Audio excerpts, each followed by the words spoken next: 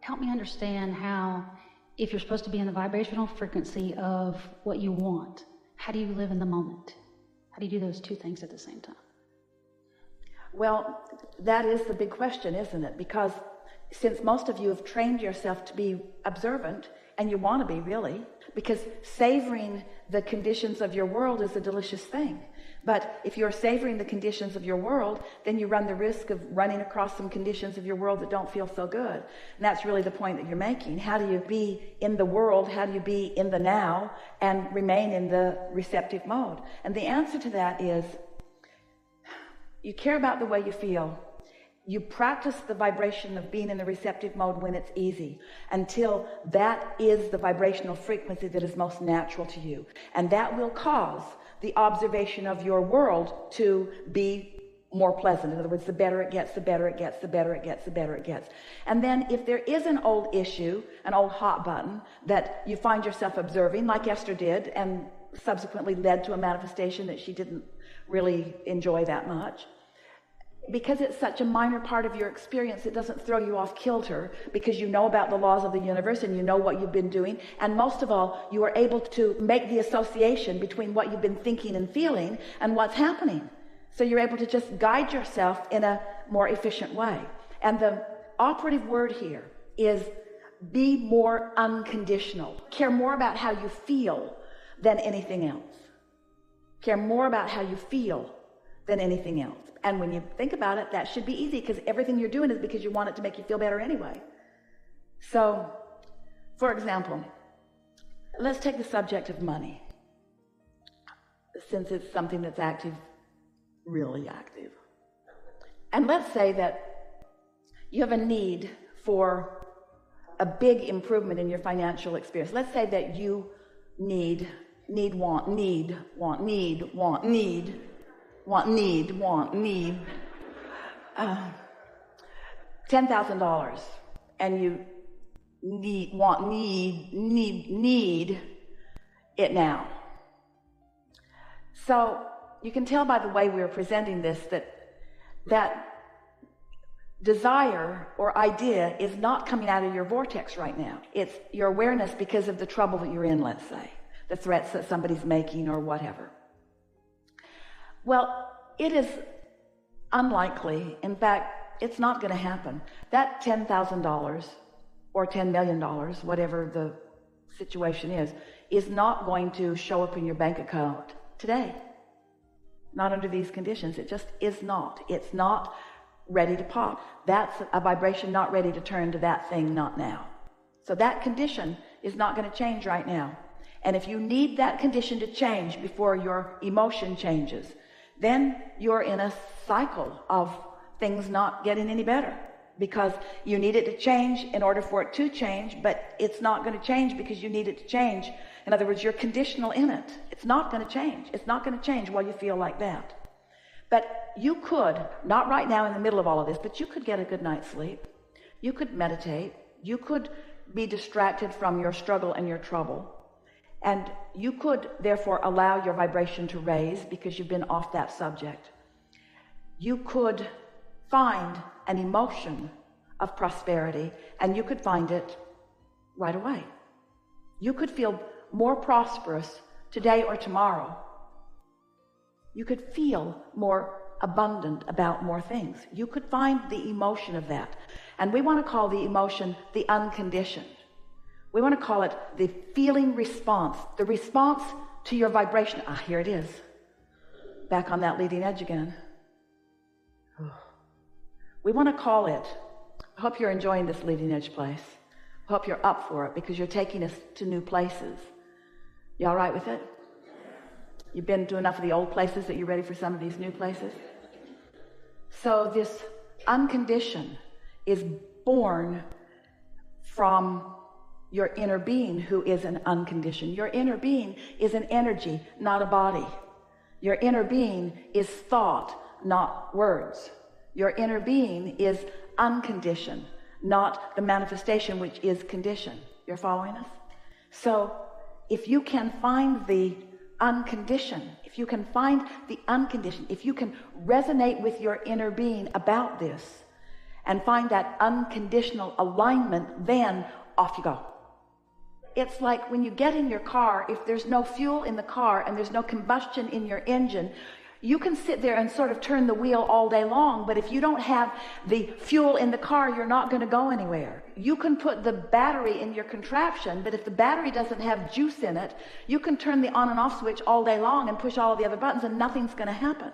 And so what we're talking about is hooking up to this energy stream, doing anything and everything that you can to hook up to it. And with humans who are so action-oriented, you're going about it for the most part in ways that don't hook you up. And then you're trying to compensate for not being hooked up with action and words. And that's why you feel overwhelmed, and that's why you feel frustrated, and that's why things go more slowly for you. So what you're saying is that you need to find emotions that aren't necessarily attached to what it is that you want, but the essence of what it feels like to be in that space. Yes. Because it makes it conditional if you make it for that exact thing. Yes. Because right now, your belief about that thing is part of the resistance that's on your path. So you can't think your way out of it. If you go to it and keep trying to figure a way around it with the beliefs that are there, all you do is add more, because law of attraction just adds more resistance to that. We've been saying for a while, and you're really going to hear it more clearly here than ever before. Let's say you have 10 subjects, and 9 of them are really working well, and 1 of them isn't working well at all. Well, most humans want to talk about that one thing that isn't working. But if you do get fixated on that one thing that isn't working, the other 9 start to begin to disintegrate too. Let's say you have 10 things that are important to you, and 9 of them are not working at all, but 1 of them is. You could focus upon that one that is, distract yourself from the beliefs that are hindering, and because you're focused upon the one that is, and the distraction from the resistance is now happening, now those other 9 begin to come into place. Have you ever fallen in love? Doesn't life just get better? When you have that thing that matters so much that you're focused upon, everything just gets better, doesn't it? So, taking your temperature.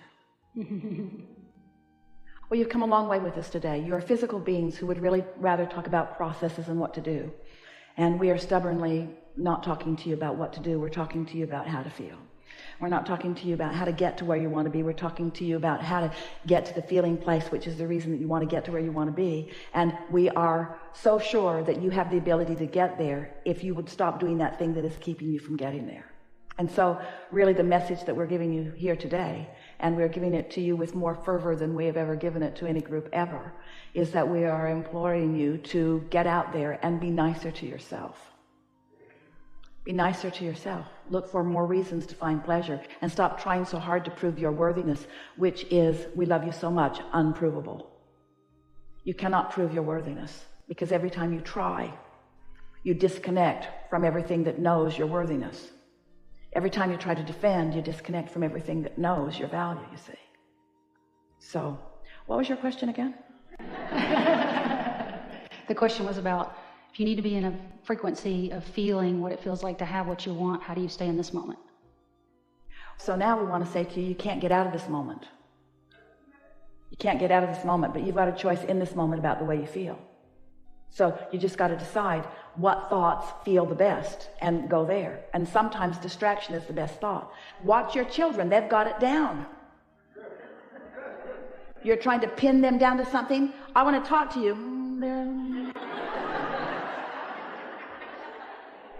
Are you listening to me? Yes. Yes.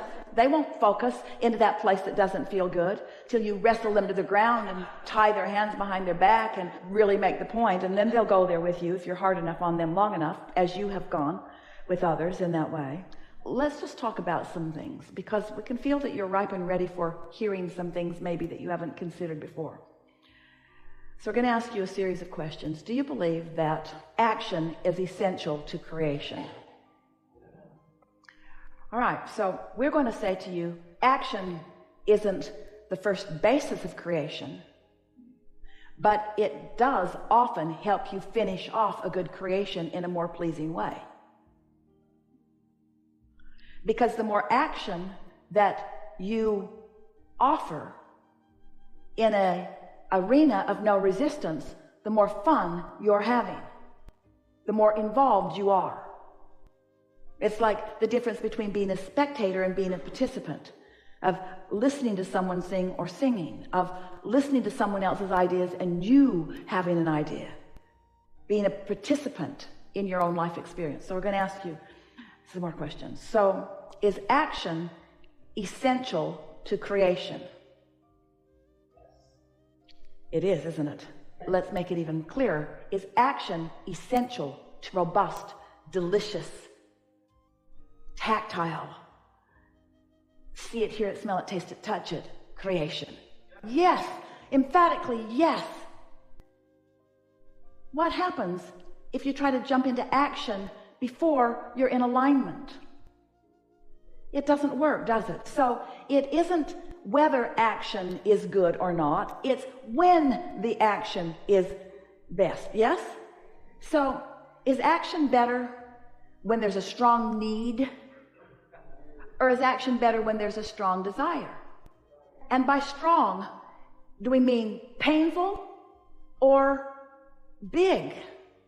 Can you feel the difference between a desire that is life-giving and exhilarating and a desire that is...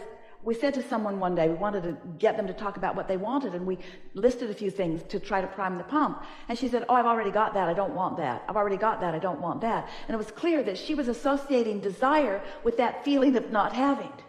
We're talking about feeling of pure desire being the feeling of anticipation, of knowing for sure that you can have this thing and you just figured out that you want it. That's that fresh desire. Do you remember that? We're asking you to go back a ways. Do you remember being a kid and wanting something and not trampling it to death with your belief that you couldn't have it? Do you remember those fresh desires? That's what we're talking about getting back to. We're talking about not jumping into action so fast, jumping into meditation more, jumping into lying in bed more and basking more, making lists of things that you appreciate more, or just having non-thought for no reason, doing more things that are pleasurable, listening to more music, finding more reasons to feel good, listening to more meditation CDs, finding ways to come into alignment with who you are, and then letting the desire be something that is born out of that, and then, you see. So here's some things that you could say to friends who are saying, what do you want? And you could say, which was one of the reasons that we appreciated our friend who came up with all kinds of desire to be in the chair, who had nothing to say once he got here. And the reason that he had nothing to say once he got here was, what we wanted to demonstrate with that is a lovely state of being for you to be in.